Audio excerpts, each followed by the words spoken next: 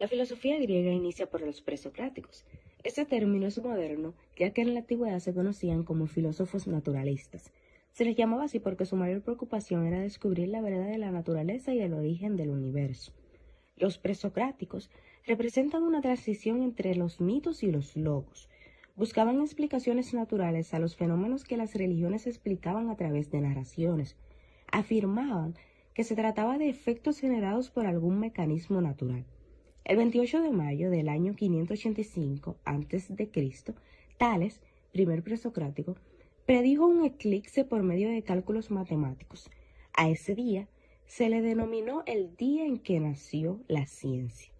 Los presocráticos son agrupados en escuelas de pensamientos, en las cuales discutían los mismos problemas y daban explicaciones similares.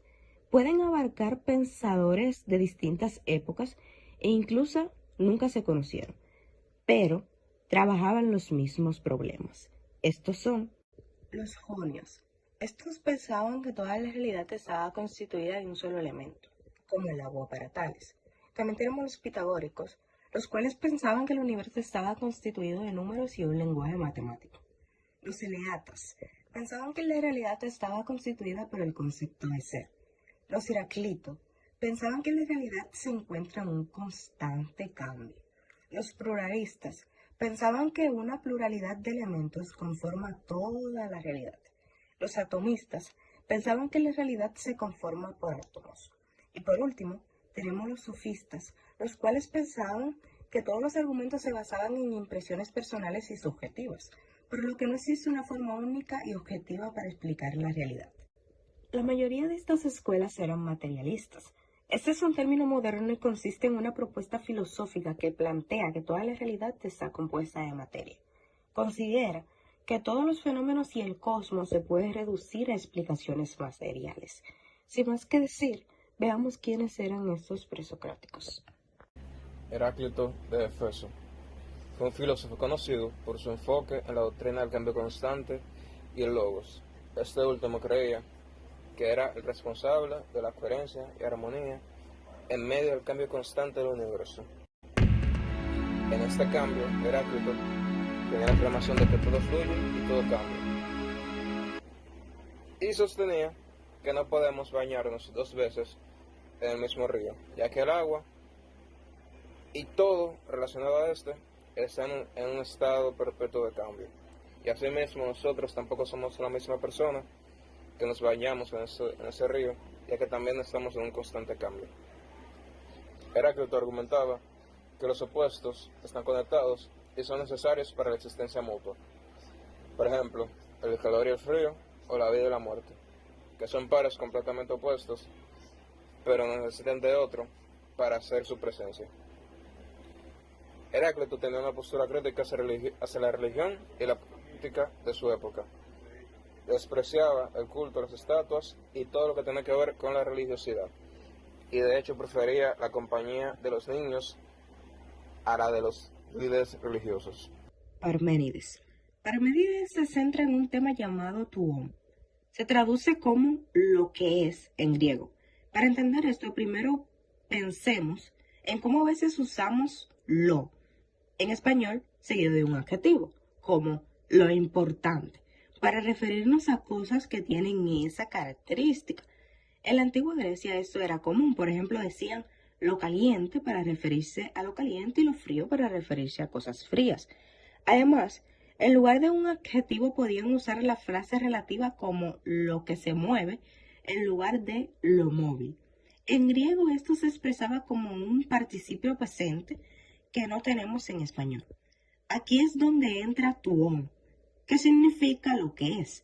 Es un concepto abstracto que se utiliza para hablar de todo lo que existe, todas las cosas que son reales.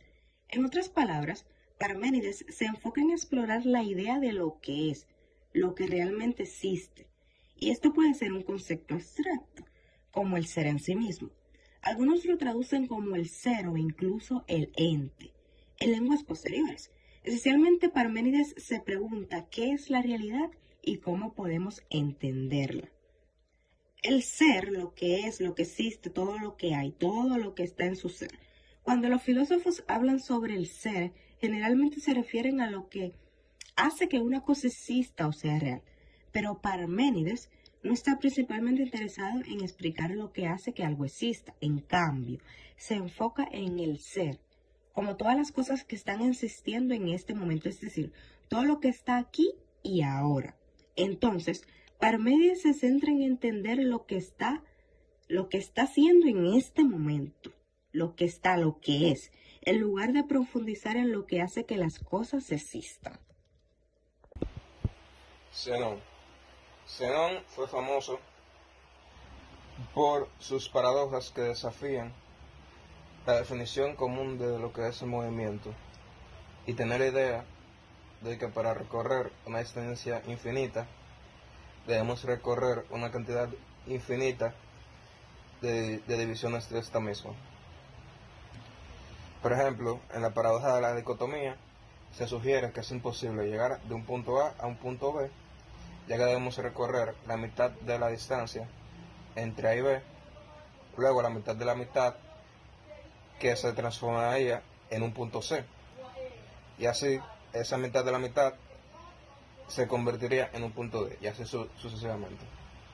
Por ejemplo, en la paradoja de Aquiles y la tortuga, en una carrera en la que Aquiles le da una ventaja de 100 metros a la tortuga, Aquiles recorre los 100 metros en cuestión de segundos, pero la tortuga al final recorre 10 metros. Y cuando Aquiles recorre esos 10 metros, la tortuga avanza un poquito más. Después, cuando Aquiles recorre ese poquito más, la tortuga corre otro poquito más. Y así sucesivamente. Con la conclusión, algo absurda, de hecho, de que Aquiles nunca podrá alcanzar a la tortuga. Meliso. Meliso era un discípulo de Parménides, que floreció en torno al año 441. Este vertió en prosa asequible las ideas que Parménides había expuesto en opacos versos. De esas ideas extrajo dos consecuencias particularmente chocantes. Una era que el dolor no era real, pues extrañaba una deficiencia del ser. La otra era que no existía el espacio vacío. En efecto, tal cosa habría de ser un no ser. En consecuencia, el movimiento era imposible, pues los cuerpos que ocupaban el espacio no tienen sitio libre al que desplazarse. Empédocles fue un filósofo oriundo de Sicilia, cuyas ideas abarcaron desde la filosofía de lo natural hasta la religión y la ética.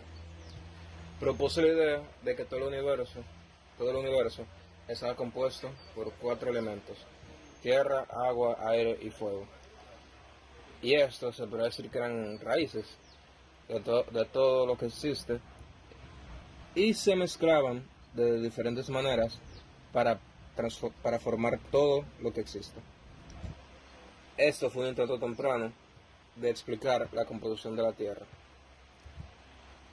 Empédocles creía en un ciclo cósmico eterno en el que alternaban periodos dominados por el amor y la discordia. Bajo el amor, el universo se unía de manera de una esfera perfecta y armónica. Bajo la discordia, los elementos se separaban y se creaba diversidad en el mundo.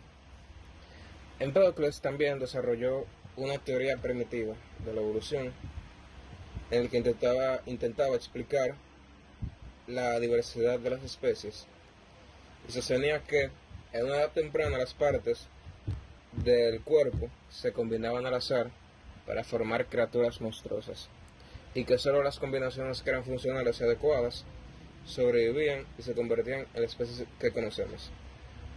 Ahora sabemos que esto no es cierto, pero ese último enunciado tiene algo de verdad, ya que, como vemos en la teoría de Darwin, las especies que eran funcionales en su entorno y sobrevivían son las que conocemos actualmente. Por último y no menos importante, tenemos a Demócrito.